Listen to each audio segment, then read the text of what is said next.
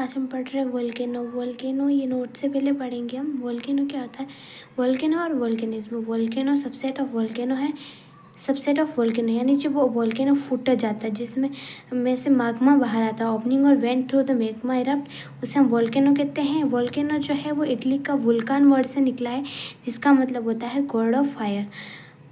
Formation of magma, convection cycle, eruption of magma और formation of landforms, इन चारों process से मिलके बनता है वोल्केनिज्म। वोल्केनो कैसे होता है हम इसका देखेंगे। जो हमारी डेप्थ होती है, अर्थ की डेप्थ, वो क्या होती है, जैसे जैसे इंक्रीज होती है टेम्परेचर इंक्रीज होता है। टेम्परेचर इंक्रीज होता है, अर्थ के अंदर होती है पिरामिडल हीट, टेम्परेचर इंक्रीज होता है पिरामिडल हीट, और अर्थ के अंदर जो होता है मेंटल के अंदर रेडियो एक्टिव मटेरियल होते हैं। रेडियो एक्टिव डिसइंटीग्रेशन पेरीमोडियल हीट की वजह से रॉक मेल्ट होती है एस्थेनोस्फीयर में। ओके, ये वोल्केनिक एक्टिविटी। तो मैग्मा से पहले क्रस्ट के टुकड़े बाहर आते हैं। मैग्मा आता है किसी भी वोल्केनो, कोई भी जो माउंटेन है उसके अंदर से वोल्केनो जो बाहर आता है, आउटबर्स्ट होता है, तो उससे पहले उसके टुकड़े बाहर आते हैं। उसको हम क्या बोलते हैं? कॉन्स्टिट्यूएंट्स। वोल्केनिक एक्टिविटी जैसे होगी उसमें से तीन चीज़ें होगी। एक होते हैं पायरोक्लास्टिक मटेरियल्स, गैसेस और मैग्मा।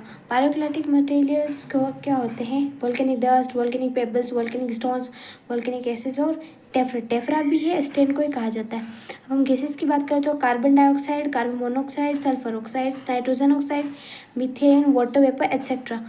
और हमारे को मैग्मा क्या होता है? एक एसिडिक होता है, एक बेसिक होता है। तो ये हुई हमारी अर्थ की सरफेस, ये रहा हमारा एटमॉस्फेयर, ये रहा सन। सर से जैसे ही एनर्जी आती है, एनर्जी यहाँ से आकर जब रिफ्लेक्ट होती है, तो यहाँ एटमॉस्फेयर के अंदर जो गैसेस होती हैं वो क्या करती है? ट्रैप करती है किसको? गैसेस को। जो सोलर इंसोलेशन जाता है, सन की जो गर्मी होती है, उसी जो गैसेस है एटमॉस्फेयर के अंदर वो क्या करती है? ट्रैप करती है।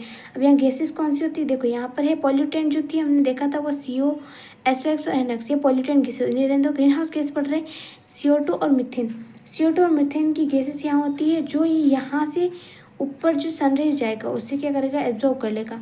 तो यहाँ पर जो गैसेस एब्जॉर्व करती है, इसको यहाँ से सूरज से आता है उसे बोलते हैं हम सोलर रेडिएशन या फिर इंसोलेशन।